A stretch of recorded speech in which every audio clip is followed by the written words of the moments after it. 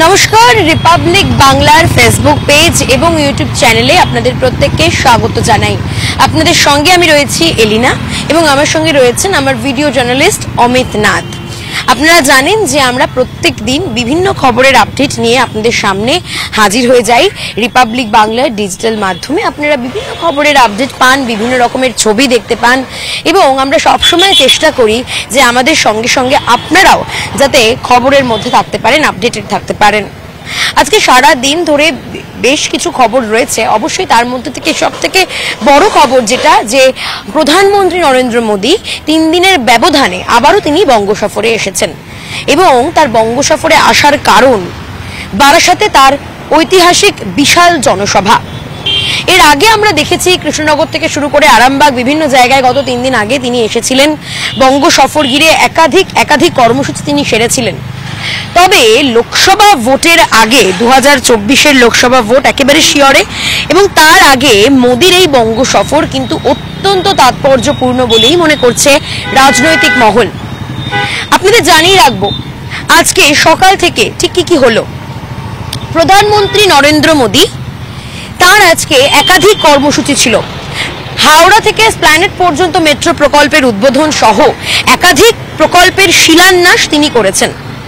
তবে আজকে তার যে মেইন কর্মসূচি অর্থাৎ প্রধান কর্মসূচি বারাসাতে তার জনসভা, এই জনসভা ঘিরে একাধিক মানুষের একাধিক বক্তব্য আমরা জেনেছি। তবে এই জনসভা ছিল সম্পূর্ণ নারী কেন্দ্রিক জনসভা। নারী শক্তির আহ্বান জানিয়ে প্রধানমন্ত্রী নরেন্দ্র মোদী তিনি এই জনসভা ডেকেছিলেন, যেখানে বিজেপির মহিলা মোর্চার ওপর পুরো দায়িত্ব দেওয়া হয়েছিল এই জনসভার প্রস্তুতি থেকে শুরু করে এই গোটা জনসভা আয়োজন করার দায়িত্ব। সকাল থেকে আমরা গেছিলাম সন্দেশখালীতে। রিপাবলিক বাংলা সন্দেশখালীর খবর টানা কভারেজ করেছে। আমরা দিনের পর দিন দেখিয়ে যাচ্ছি সন্দেশখালীর পরিস্থিতি। আজকেও অবশ্যই তার ব্যতিক্রম হয়নি। সকালবেলায় আমরা সন্দেশখালী পৌঁছই এবং সেখানে সন্দেশখালী থেকে প্রচুর মহিলা কর্মী সমর্থক এবং একই সঙ্গে পুরুষ সমর্থক তারা কিন্তু মোদির জনসভায় আসার জন্য প্রস্তুতি নিচ্ছিলেন। গতকাল বারাসাতে আসার সময় সন্দেশখালীর মানুষজনদের বাধা প্রদান করা হয় এবং সন্দেশখালী থানার তরফে তাদের হাতে নোটিশ ধরিয়ে দেওয়া হয়। বিজেপির মহিলা কর্মী সমর্থকদের হাতে চলে যায় সেই নোটিশ এবং সেই নোটিশে লেখা থাকে আজকে তাদেরকে থানায় গিয়ে হাজিরা দিয়ে আসতে হবে, দেখা করতে হবে। কিন্তু এর কারণ কেউই জানে না। তবে কারণটা কি? মোদীর জনসভায় যাতে মহিলা সমর্থকরা তারা পৌঁছতে না পারেন, যাতে সন্দেশখালীতে তাদের উপর যে ঘটে চলা অত্যাচার, নারকীয় অত্যাচার যে ঘটনা ঘটেছে সেই সমস্ত অভিযোগ তারা যাতে মোদীর কাছে বলতে না পারেন, অভিযোগ জানাতে না পারেন, সেই কারণেই তাদের বাধা দেওয়া হয়েছে বলে অভিযোগ। কিন্তু কোনো বাধাই তারা কিন্তু মানেননি। আজকে সকাল বেলায় একেবারে সন্দেশখালী ফেরিঘাট থেকে ফেরি করে তারা পৌঁছয় ধামাখালী ফেরিঘাটে।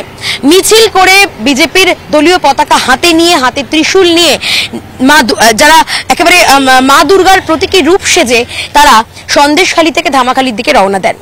ধামাখালীতে নামার পর বাসে করে, তাদের জন্য বেশ কয়েকটি বাস বুক করা হয়েছিল সন্দেশখালী থেকে, বাসে করে তারা বারাসাতের উদ্দেশ্যে রওনা দেন। প্রচুর দলীয় কর্মী সমর্থক সেই বাসে একেবারে ঠাসা অবস্থা ছিল। ভিড়ে এতটাই ভিড়, মানুষের উপচে পড়া ভিড়, শুধুমাত্র প্রধানমন্ত্রী নরেন্দ্র মোদীর বক্তব্য শোনার জন্য এবং একই সঙ্গে তাদের অভিযোগ, তাদের সঙ্গে ঘটে চলা যে অত্যাচার, তাদের সঙ্গে ঘটে চলা যে কাহিনী, সেই কাহিনী শুধুমাত্র মোদীকে জানাতে তারা ছুটে গিয়েছিলেন। কিন্তু আমরা কি দেখলাম? মাঝপথে তাদের আটকানো হলো। এই ছবি কার্যত বাংলায় একেবারে এখন কমন হয়ে গিয়েছে, স্পষ্ট হয়ে গিয়েছে যে বিরোধীদের বারবার আটকানো হয় পথে ঘাটে, সাধারণ মানুষকে হেনস্থার শিকার হতে হয়। প্রথম আটকানো হয় তাদেরকে নিউ টাউনে বিশ্ব বাংলা গেটের কাছে। সন্দেশখালীতে যে মা বোনেরা তারা আসছিলেন শুধুমাত্র নরেন্দ্র মোদীর জনসভায় যোগদান করবার জন্য, তাদেরকে নিউ টাউনের বিশ্ব বাংলা গেটে আটকে দেওয়া হয়। এরপর তারা বিক্ষোভ শুরু করেন। রাস্তায় শুয়ে পড়ে তারা বিক্ষোভ দেখাতে থাকেন, ক্ষোভে ফুঁসতে থাকেন দলীয় কর্মী সমর্থকরা। পুলিশের সঙ্গে বচসা, বাকবিতণ্ডা তৈরি হয় এবং তারপর পুলিশ তাদের কাছে হার মানতে বাধ্য হন। বিক্ষোভের মুখে পড়ে পুলিশ সেই সিগন্যাল ছেড়ে দেয় এবং গাড়িগুলি আবার চলা শুরু করে। তবে এখানেই থেমে থাকেনি, আবারও তাদের আটকানো হয়। কোথায় আটকানো হয়? আবার তাদের এয়ারপোর্ট 2 নম্বর গেটের কাছে আটকানো হয়। সেখানে পুলিশের সঙ্গে বিজেপির দলীয় কর্মী সমর্থকদের শুরু হয় ধস্তাধস্তি, বচসা, বাকবিতণ্ডা, তর্কাতর্কি এবং তারপর প্রায় 3 কিলোমিটারের কাছাকাছি হেঁটে তারা আবারও পথ অবরোধ শুরু করেন। একেবারে 3 নম্বর এয়ারপোর্টের যে গেট, সেই গেটের কাছে তারা বিক্ষোভ দেখান, পথ অবরোধ করেন এবং তারপরে গাড়ি আবার ছাড়া হয়। তবে সব থেকে বড় বিষয় যেটা, প্রধানমন্ত্রী নরেন্দ্র মোদী জনসভায় তারা পৌঁছতে পারেননি শুধুমাত্র এই আটকে দেওয়ার কারণে। বারবার তাদেরকে বাধা প্রদান করা হয়েছে এবং যে কারণে সন্দেশখালীর মায়েরা বোনেরা তারা ক্ষোভে ফুঁসছেন যে এত দূর এসেও তারা নরেন্দ্র মোদী জনসভায় প্রবেশ করতে পারেননি, কারণ ততক্ষণে জনসভা শেষ হয়ে গিয়েছে, নরেন্দ্র মোদী তিনি বেরিয়ে গিয়েছেন। প্রশ্ন হচ্ছে কেন বারবার এইভাবে বাধা প্রদান করা হয় বিরোধীদের?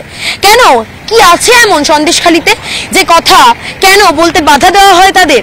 মায়েরা বোনেরা যারা দিনের পর দিন অত্যাচারের শিকার হয়েছেন, হেনস্থার শিকার হয়েছেন।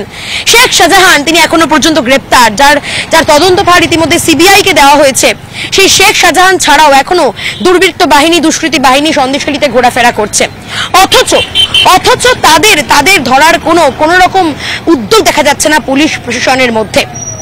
তারা সাফাই দিচ্ছেন, কিন্তু এই সাফাই কতদিন চলবে? প্রশ্ন থাকছে অনেকগুলো। নরেন্দ্র মোদী সন্দেশখালী নিয়ে একের পর এক বক্তব্য ছুড়েছেন বারাসাতের জনসভা থেকে, এবং আজকের বারাসাতের জনসভায় বিপুল জনসমাগম হয়েছিল, জনপ্লাবন তৈরি হয়েছিল। একের পর এক মানুষ দূর দূরান্ত থেকে শুধুমাত্র প্রধানমন্ত্রী নরেন্দ্র মোদীর বক্তব্য শোনার জন্য তারা ছুটে এসেছিলেন। লোকসভা ভোটের আগে তার এই বঙ্গ সফর ঘিরে একাধিক জল্পনা তৈরি হয়েছে এবং এই মুহূর্তে আমি এয়ারপোর্টে রয়েছি। এয়ারপোর্টে কিছুক্ষণ আগেই কিন্তু নরেন্দ্র মোদীর যে কনভয়, সেই কনভয় কিন্তু ঢুকে গিয়েছে। আজই তিনি ফিরে যাবেন এমনটাই এখনো পর্যন্ত খবর রয়েছে। আজকে একাধিক কর্মসূচি তিনি সেরেছেন, একাধিক শিলান্যাস করেছেন, একাধিক প্রকল্পে শিলান্যাস করেছেন, মেট্রো থেকে শুরু করে বিভিন্ন প্রকল্প তিনি শুরু করেছেন। এবং এই যে আমি জায়গায় দাঁড়িয়েছি সেখানে নিরাপত্তার ছবিটাও কিন্তু একেবারে চোখে পড়ছে। কিছুক্ষণ আগেই নরেন্দ্র মোদীর কনভয় এই রাস্তা দিয়েই কিন্তু প্রবেশ করেছে ভিতরে, এয়ারপোর্টের ভিতরে নরেন্দ্র মোদীর কনভয় প্রবেশ করেছে। তবে তার এই বঙ্গ সফর, যে কথাটা বারবার বলতেই হচ্ছে, তার এই বঙ্গ সফর কিন্তু অত্যন্ত গুরুত্বপূর্ণ, অত্যন্ত তাৎপর্যপূর্ণ বটে। কারণ লোকসভা ভোট একেবারে শিয়রে, তার আগে সন্দেশখালী নিয়ে একের পর এক মন্তব্য এবং কেন্দ্রীয় সরকার পক্ষ থেকে নরেন্দ্র মোদী যে সমস্ত বার্তা দিয়েছেন সাধারণ মানুষের জন্য, সেই বার্তা কিন্তু অনেকটাই মানুষের মনে নতুন উদ্যম জাগাতে কার্যকরী হবে বলে মনে করছে বিশেষজ্ঞ মহল। তবে সন্দেশখালীর মায়েরা বোনেরা যারা সন্দেশখালী থেকে আজকে ছুটে এসেছিলেন এই বারাসাতে শুধুমাত্র নরেন্দ্র মোদীর সঙ্গে কথা বলবার জন্য, তাকে দেখার জন্য, তার বক্তব্য শোনার জন্য, সেই বক্তব্য তারা শুনতে পারলেন না শুধুমাত্র এই পুলিশ প্রশাসনের বাধা দেওয়ার জন্য। প্রশ্ন থাকছে অনেকগুলো। অবশ্যই পরিস্থিতির দিকে আমাদের নজর থাকবে, তবে আপনাদের অন্যান্য খবরের জন্য নজর রাখতেই হবে রিপাবলিক বাংলার ফেসবুক পেজে এবং ইউটিউব চ্যানেলের। অবশ্যই ইউটিউব চ্যানেলটিকে সাবস্ক্রাইব করতে ভুলে যাবেন না, পাশে থাকা বেল আইকনটি ক্লিক করে দেবেন, কারণ সমস্ত খবরের আপডেট সবার আগে পাওয়ার জন্য অতি অবশ্যই আপনাদের নজর রাখতে হবে রিপাবলিক বাংলার ফেসবুক পেজে এবং ইউটিউব চ্যানেলে। নানা ধরনের কন্টেন্ট দেখার জন্য লাইক করুন, শেয়ার করুন আমাদের ফেসবুক পেজ, সাবস্ক্রাইব করুন আমাদের ইউটিউব চ্যানেল। পাশাপাশি অন্যান্য ব্রেকিং নিউজের জন্য অবশ্যই চোখ রাখুন রিপাবলিক বাংলায়।